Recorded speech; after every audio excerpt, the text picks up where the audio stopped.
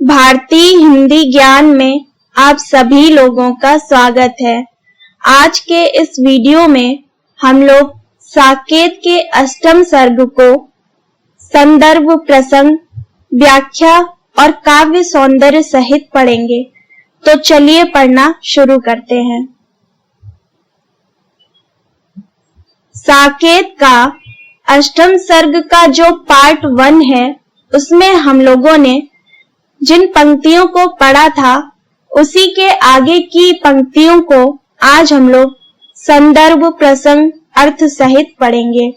देखिए, साकेत के लेखक हैं मैथिली शरण गुप्त। मैथिली शरण गुप्त जी को राष्ट्र कवि भी कहते हैं। तो अब हम लोग पंक्तियों को पढ़ते हैं। क्या सुंदर लता वितान तना है मेरा, कुंजाकृति गुंजित कुंज घना है मेरा, जल निर्मल पवन पराग सना है मेरा, गढ़ चित्रकूट दृढ़ दिव्य बना है मेरा, प्रहरी निर्झर परिखा प्रवाह की काया, मेरी कुटिया में राज भवन मन भाया। अब हम लोग इसके संदर्भ को पढ़ेंगे। प्रस्तुत पंक्तियां राष्ट्र कवि मैथिली शरण गुप्त द्वारा रचित महाकाव्य साकेत अष्टम सर्ग से उद्धृत हैं। मैथिली शरण गुप्त जी ने अपने महाकाव्य साकेत में रामचरितमानस और रामायण को ही कथा आधार बनाया है। साकेत आधुनिक हिंदी साहित्य में खड़ी बोली का पहला महाकाव्य है। साकेत में कुल 12 सर्ग हैं। तो ये इसका संदर्भ है। अब हम लोग प्रसंग को पढ़ते हैं। प्रस्तुत पंक्तियों में मैथिली शरण गुप्त जी ने यहाँ पर माता सीता के चित्रकूट में पर्णकुटी का सुंदर मनोहर दृश्य प्रस्तुत किया है। चित्रकूट में माता सीता जी अपनी पर्णकुटी को ही सुंदर राजमहल की उपमा दे रही हैं। अब हम लोग इन पंक्तियों का अर्थ पढ़ेंगे।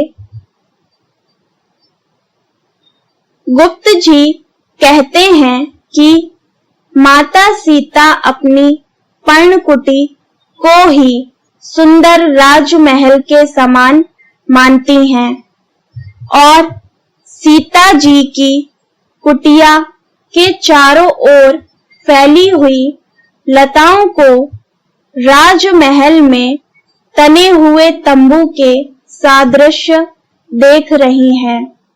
उस कुटिया के पास जो बाग है, वह बाग भौरों की धुन से गुंजायमान हो रहा है। वहीं पास में शीतल जल बह रहा है। इसके साथ ही सुगंधित वायु प्रवाहमान है। तो इस प्रकार चित्रकूट दिव्य और सुदृढ़ किले के समान प्रतीत हो रहा है, जिसके पहरेदार झरने हैं और उनका प्रवाह किले की परिधि है। इस प्रकार सीता जी अपनी कुटिया में राजभवन के सुख का अनुभव कर रही हैं। तो ये थी इसकी व्याख्या। अब हम लोग काव्य सौंदर्य को पढ़ते हैं। फर्स्ट है, मैथिली शरण गुप्त जी ने इन पंक्तियों में खड़ी बोली का प्रयोग किया है। इसी तरह सेकंड है, इसमें अनुप्रास अलंकार का प्रयोग किया गया है। थर्ड है, इसमें छंद सवैया का प्रयोग हुआ है। अब हम लोग इसी के आगे की पंक्ति को पढ़ते हैं। औरों के हाथों यहाँ नहीं पलती हूँ, अपने पैरों पर खड़ी आप चलती हूँ। श्रमवारी बिंदु फल स्वास्थ्य सूची फलती हूँ, अपने अंचल से व्यजन आप झलती हूँ। तनु लता सफलता स्वाद आज ही आया, मेरी कुटिया में राजभवन मन भाया। अब हम लोग इन पंक्तियों का प्रसंग को पढ़ेंगे। यहाँ पर मैं आप लोगों को एक बात बता दूं कि साकेत के अष्टम सर्ग की पंक्तियों का जो संदर्भ है वो इन सभी का एक ही रहेगा, इसमें कोई बदलाव नहीं होगा और प्रसंग पंक्तियों के अर्थ के हिसाब से बदलता जाएगा। तो अब हम लोग इन पंक्तियों का प्रसंग पढ़ते हैं। मैथिली शरण गुप्त जी ने प्रस्तुत पंक्तियों के माध्यम से चित्रकूट में माता सीता जी की स्थिति का वर्णन बहुत ही सुंदर ढंग से प्रस्तुत किया है। गुप्त जी इन पंक्तियों के माध्यम से माता सीता के कार्यों को बता रहे हैं। अब हम लोग अर्थ को पढ़ेंगे। माता सीता जी कहती हैं कि इस समय वह स्वावलंबी हैं, उन्हें किसी का सहारा नहीं मिल रहा है।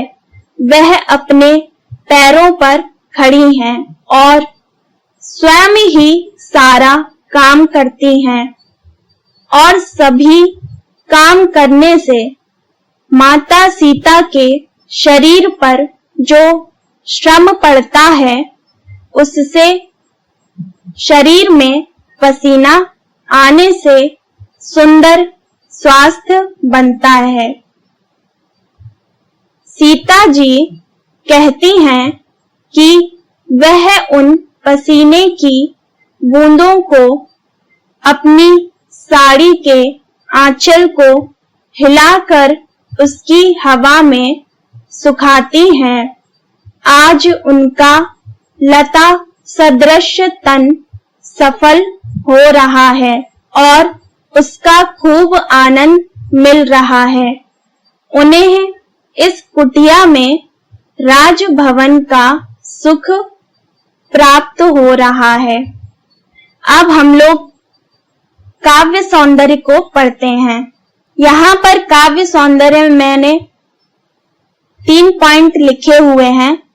फर्स्ट है, इन पंक्तियों में उपमा अलंकार का प्रयोग किया गया है। इसी तरह सेकंड है, इसमें शांत रस का प्रयोग किया गया है।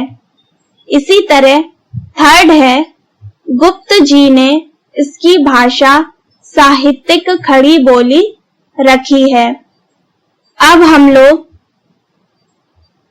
पंक्तियों को आगे बढ़ाते हुए पढ़ते हैं। जिनसे ये प्रणय प्राण त्राण पाते हैं, जी भर कर उनको देख जुड़ा जाते हैं। जब देव की देवर विचर विचर आते हैं, तब नित्य नए 2-1 द्रव्य लाते हैं। उनका वर्णन ही बना विनोद सवाया, मेरी कुटिया में राजभवन मन भाया। अब हम लोग इन पंक्तियों के प्रसंग को पढ़ते हैं।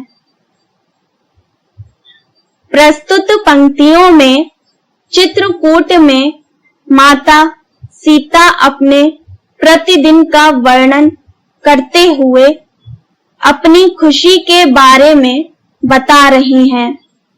अब हम लोग अर्थ को पढ़ते हैं।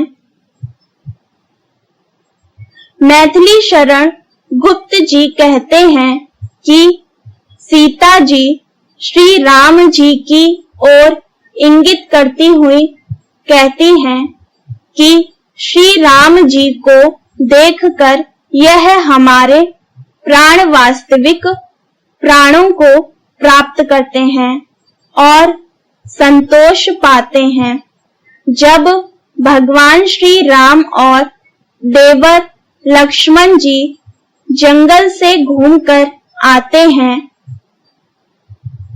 तब प्रतिदिन वह कोई ना कोई वस्तु ढूंढकर साथ में ले आते हैं और उस वस्तु का वर्णन करते हुए स्वयं प्रसन्न होते हैं और मुझे भी प्रसन्न करते हैं, जिससे मेरी प्रसन्नता दुगनी हो जाती है। इस प्रकार मेरी कुटिया राजभवन का अनुभव कराती है। अब हम लोग काव्य सौंदर्य को पढ़ेंगे। फर्स्ट है, मैथिली शरण गुप्त जी ने उपमा रूपक अलंकार का प्रयोग किया है। इसी तरह सेकंड है, इन पंक्तियों में खड़ी बोली का प्रयोग किया गया है। इसी तरह थर्ड है, इसमें शांत रस का प्रयोग किया गया है। आज हम लोगों ने साकेत के अष्टम सर्ग की पंक्तियों को संदर्भ, प्रसंग, अर्थ और काव्य सौंदर्य सहित पढ़ा है। इसके आगे की पंक्तियों को मैं जल्द लेकर आऊंगी और उनको भी हम लोग इसी तरह पढ़ेंगे। अगर आप लोगों को ये वीडियो पसंद आया हो तो लाइक जरूर करिएगा, अपने सभी दोस्तों के साथ शेयर करिएगा।